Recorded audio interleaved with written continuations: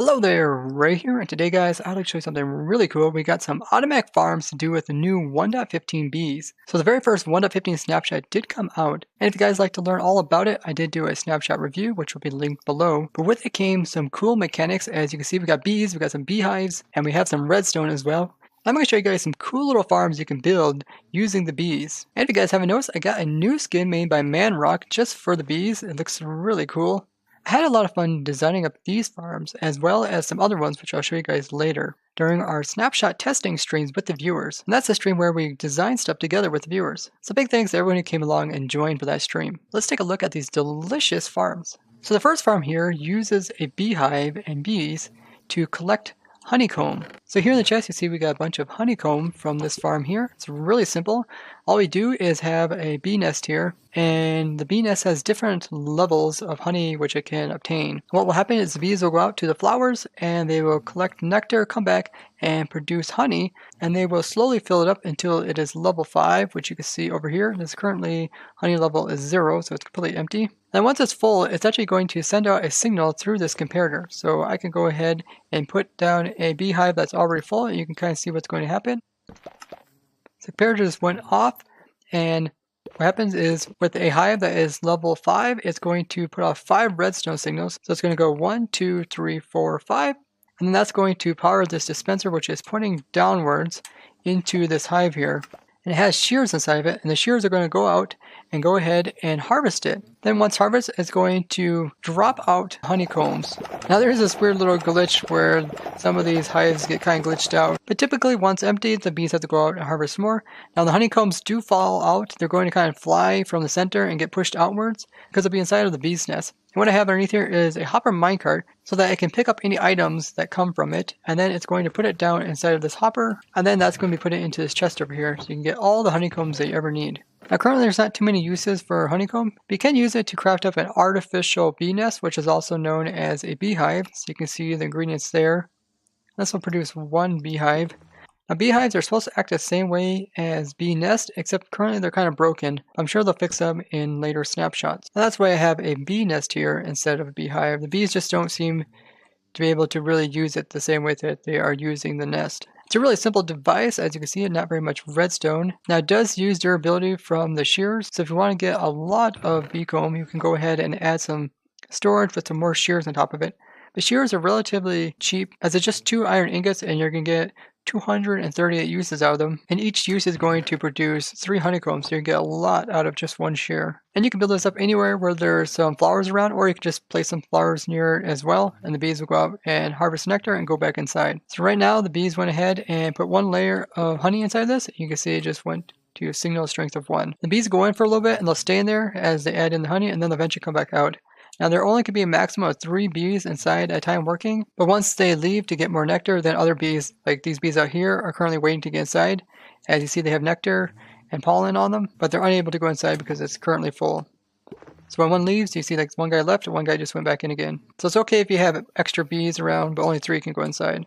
Now to get the bee nest to start up this type of farm, you just need to use a silk touch pick on the hive, and that way you could obtain it as a item. Now this is going to make the bees mad, so make sure you leave, and after a while they will become passive again, so they won't attack you. Now this farm over here looks exactly the same as that one, and essentially it's pretty much the same thing, except this one is going to go ahead and give us a bottle of honey, or honey bottle. So that's this here, you can see it, and the way you obtain this is by having a bunch of glass bottles inside of a dispenser pointing down into the nest, and essentially the same thing is going to happen. When the nest has reached a level of 5, meaning that it's full, the powers go around up through here and then power this dispenser, which is going to activate these glass bottles, which are going to go in and go ahead and scoop up the honey. Then the glass bottle normally would go back inside of the dispenser, except it's full of glass bottles. So instead it's just going to drop in front of it. And from here, we hurry pick it up with the hopper minecart before it kind of flies out and ends up somewhere else. The hopper minecart will take it and put it into the hopper and then put it down into the chest. And as you can see, these are unstackable, so they all stack one at a time. And you only get 1 glass bottle of honey per harvest of the beehive. So it's going to take quite a bit of storage to hold them all. Now these are actually used in brewing, and even though they look like very similar to other types of bottles which you can stick inside of a brewer, you cannot actually stick these in a brewer whatsoever.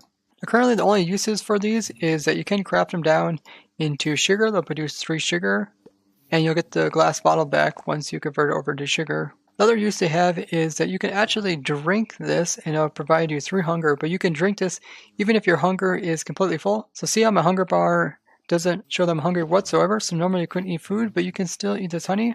It takes a little while to eat. Once you do, you just have gained more saturation, even though your bar is already full, and you'll be left with the glass bottle afterwards. But if you do drink this when you are hungry, it'll give you 3 haunches. So notice that I'm back up to almost full. So it's kind of cool that you can eat this even though you're not hungry. This is similar to like your notch apples or like the coarse fruit. So if you look at the data on my player here, you can see stuff like my food level is 19. So this is right here. You can see it's just barely not 20. So before I drank the bottle of honey, my food saturation level was at 9.6, and this is like your internal saturation level, and once that is low, then it's going to start taking hunger away. Then after I drank it, the food saturation level was set to 19.2. The maximum saturation that you can have is 20. Let's compare this with a normal golden apple. So currently my saturation is 0 because my guy is hungry.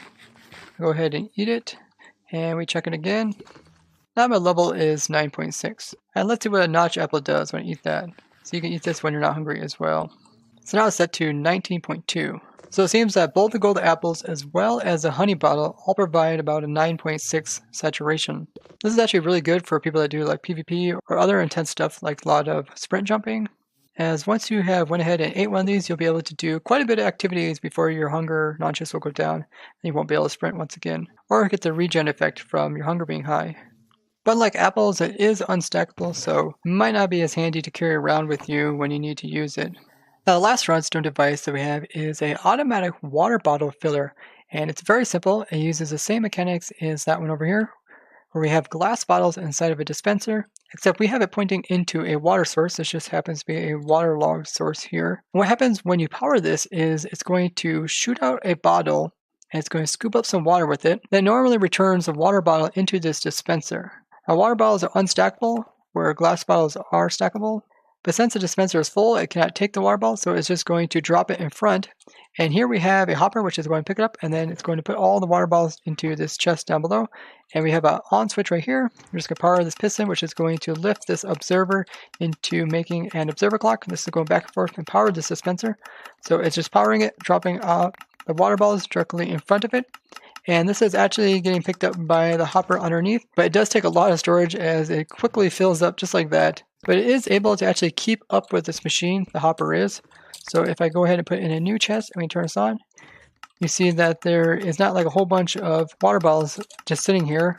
They're actually being picked up by the hopper and put down into this chest down below.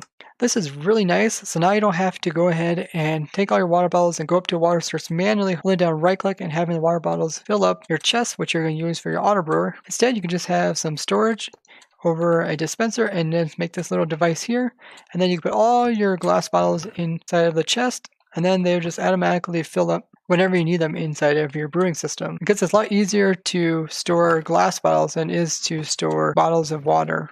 Now before you could automate the process just by having the player sit there AFK holding right click, or you could get water bottles from AFK fishing as I have shown you guys in the past, like in my Blaze farm, which uses water bottles to kill them. And then this can be hooked directly up into a witch farm where you can get tons of glass bottles very easily. I really like this new mechanic with the dispensers and the water bottles, and I wish they would actually add some more different uses for the dispenser. Like currently, dispensers can actually dispense out fish in a bucket, so if I put that inside of there, you can actually get them to drop it. You can actually have them pick it back up again, so if I dispense this once again, it's going to pick up the water, but it's not going to pick up the fish. I feel like they should make it do both of those. I also think that dispensers should automatically be able to fill cauldrons with water. So like if you had water here and you dispensed it, it'd be cool if you could just fill this up with water. Now, if you guys have any cool ideas what you think dispensers also do, tell me down in the comments. I'd love to hear them. Now we did notice some bugs during our testing stream, like with the hives that are constantly being filled, like this hive here will never empty. It's like glitched out, so you can get like infinite amounts of materials from it, which I don't think is intended. There's also some weird stuff like when this hive will fill up and it gets powered and it will remove all the honeycomb from it. Sometimes a bee will immediately come out of it each time and then vanish once again. Here's another bug we just seen it happen right now, which is when bees go into some of these nests or hives, like this one here, when they come out, they get placed around it, and sometimes they place themselves inside of blocks, like this bee did. He just placed inside of this shock box here, and he actually died because it suffocated him. Here comes another one. So he just came out. You see that? Yeah, he put himself right inside this block. So I think they should make it so that the bees will only come out if there is a safe spot to come out of. Otherwise, they end up taking damage and they eventually die. And during my snapshot review video, I said that they couldn't be put on leads. That was actually my mouse that was broken. For some reason, my right click was actually doing 2 clicks instead of 1, which was causing the lead to attach and unattach very quickly. So I wasn't able to see them being held by a lead. But you can lead them by leads. So they're just like most other passive mobs. You go ahead and collect all these guys, and you can have a whole bunch of bees that you can carry around. And I guess if you want to try to get bees into your hive, this is one way to do it if you don't get them inside of the hive when you take it down initially. Because a lot of times when you tear down the nest, they will go ahead and come out of the nest as soon as you tear it down and be angry at you. You guys also told me that when these bees are on leads, go inside of their homes, they'll actually duplicate the leads, similar to what we see with mobs going through nether portals. The leads will get duplicated. And you can attach them to a fence post. So we put a fence post like right here. You can go ahead and attach them to it so all the bees are hooked onto there. There you see it. A bee just went inside of the hive and the lead broke off. But this is the early stages of the snapshot, so they're sure to fix these minor bugs. It's also most likely that they will go ahead and add some more uses for stuff like the honeycomb as well as the honey bottle as the versions continue on. I've never seen them actually introduce so much different mechanics in just the very first snapshot. I've really been having a lot of fun playing around with the bees, and I hope you guys also enjoy these little mini farms that come with them. So you can automatically collect tons of honeycombs as well as honey bottles and also water bottles. So if you guys did enjoy this video, be sure to go ahead and show it with a like and share it with someone else so they can learn about bees and all the cool stuff you can do with them. If you haven't subscribed already, be sure to go ahead and do that because we have a bunch of more farms that we have designed during the streams, which we'd like to show you guys. But if you'd like to see those streams right now, the streams are archived, so you can go back and watch what we did during them. If you'd like to build these mini farms up in your very own world, I will provide the world download to this down in the description below. And I'd like to thank you guys for watching, and I'll see you guys in the next one. Bye-bye.